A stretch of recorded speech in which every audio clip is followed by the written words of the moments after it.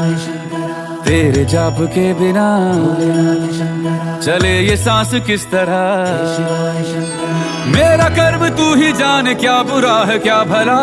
तेरे रास्ते पे मैं तो आंख मूंद के चला। तेरे नाम की जोत ने सारा हर लिया तमस मेरा।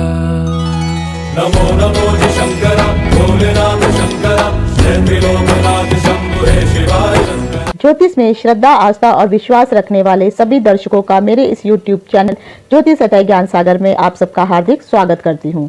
मेरे इस चैनल को सब्सक्राइब करिए, बेल आइकॉन के बटन को प्रेस करिए ताकि आने वाली सभी नोटिफिकेशन आपको मिलती रहें। वीडियो पसंद आने पर इसको लाइक और शेयर करना ना भूलें।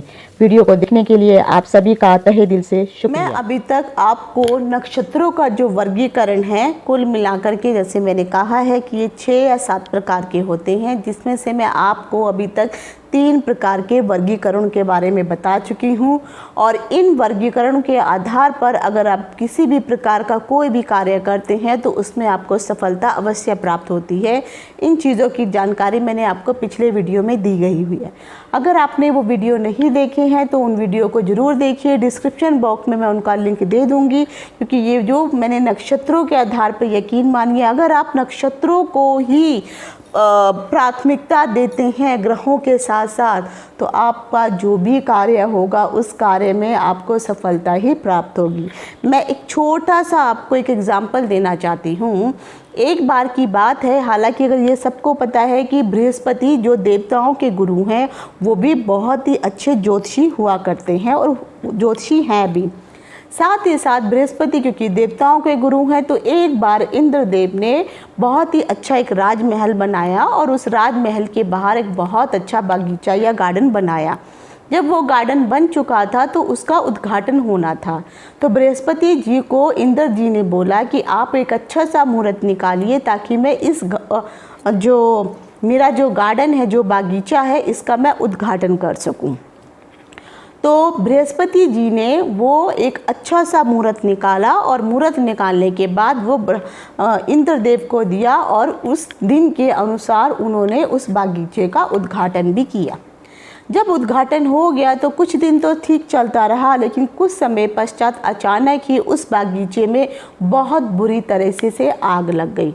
हालांकि देखा जाए जो बृहस्पति हैं, जो देवताओं के गुरु हैं, वो बहुत ही अच्छे ज्योतिषाचार्य हैं, लेकिन उनको ये कहीं भी समझ नहीं आ रहा था कि कहाँ पे मुझसे ऐसी गलती हो गई है कि मैंने जो भी अच्छा सा शुभ मुहूर्त सब चीज़ देख करके निकाला, लेकिन उसके बावजूद भी बागीचे में आग कैसे लग गई।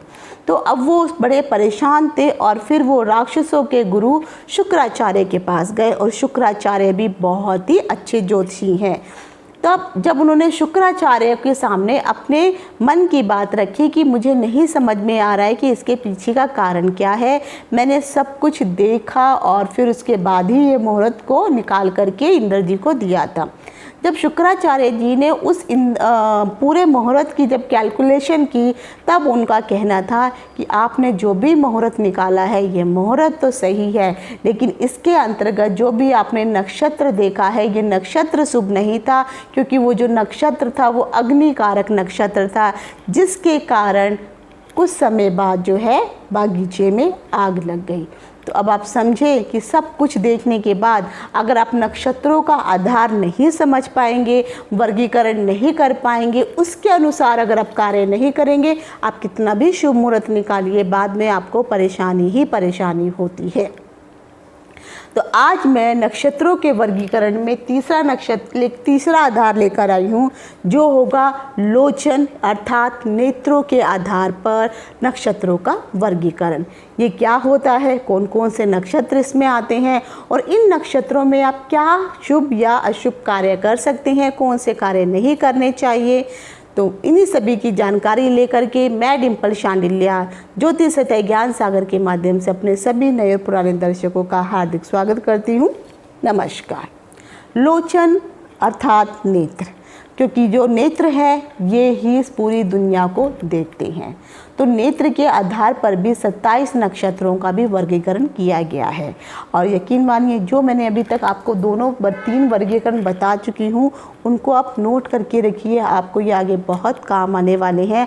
अगर आप किसी के लिए भी किसी प्रकार का कोई मुहूर्त निकालना चाहते हैं, कोई प्रश्न बनाना चाहते हैं या कोई शुभ कार्य भी करवाना चाहते हैं तो नक्षत्रों के आधार पर अगर आप करेंगे तो आपको बहुत ही शुभ परिणाम मिलने वाले हैं।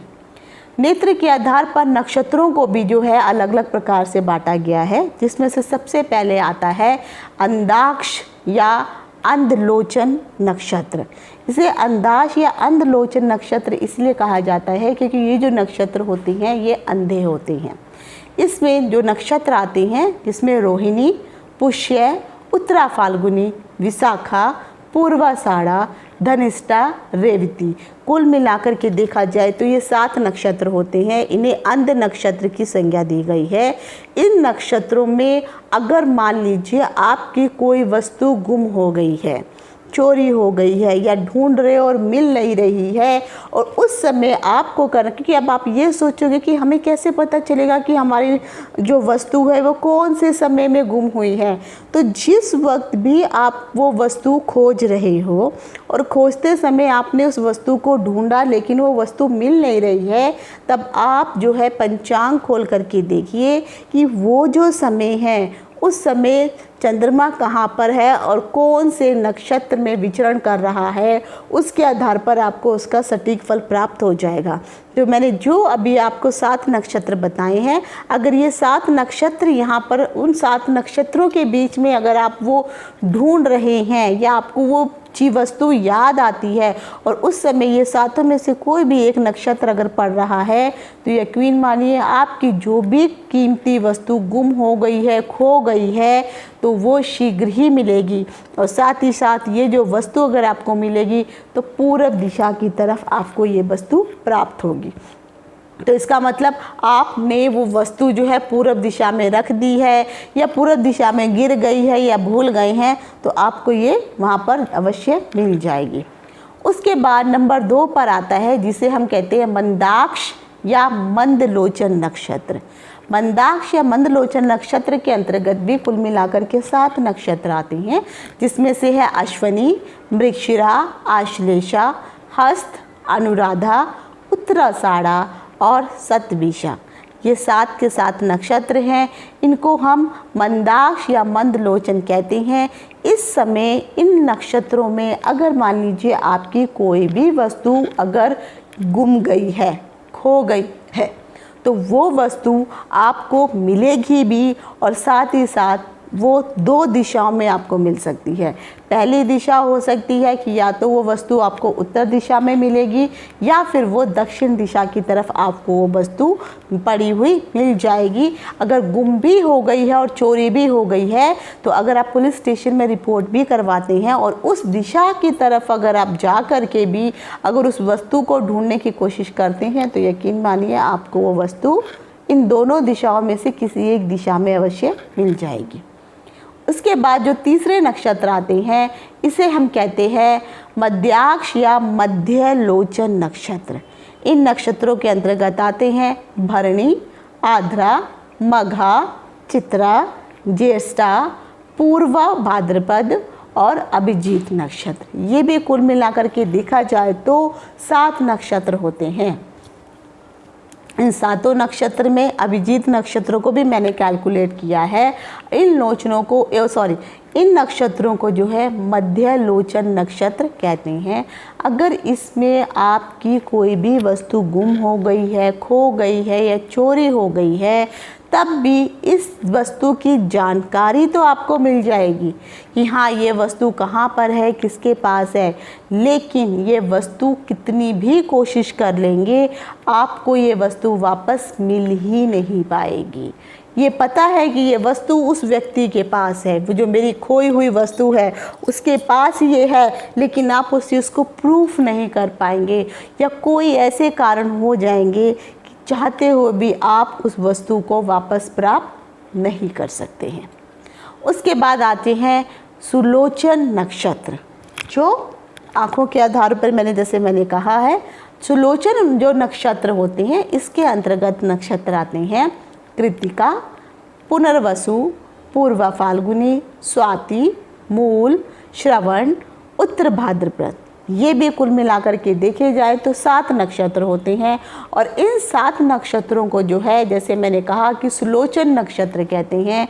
इन नक्षत्रों में मान लीजिए अगर आपकी कोई भी वस्तु खो गई है और उस वस्तु चाहे वो कितनी महंगी हो या कितनी भी प्यारी हो, लेकिन इस नक्षत्र में अगर आपको पता चलता है तो उस वस्तु का ना तो आपको सुराग मिलेगा और ना ही आपको पता चल पाएगा कि वो वस्तु कहाँ है, और वो वस्तु वापस ज़िंदगी में आपको कभी भी मिलने वाली नहीं है। तो आप उस वस्तु को भूल जाइए। तो ये थे आज जो मैंने आपको जानकारी दी है लोचन के आधार पर, कि हमारे पास लोचन के आधार पर जो नक्षत्रों को 4 प्रकार से बांटा है, और इन नक्षत्रों में अगर आपकी कोई वस्तु गुम हो गई है तो कहाँ मिलेगी या नहीं मिलेगी, इसकी जानकारी मैंने आज आपको दी है। आशा करती हूँ आपको ये जानकारी पसंद आई होगी। आज यहीं तक, इति शुभम, नमस्कार।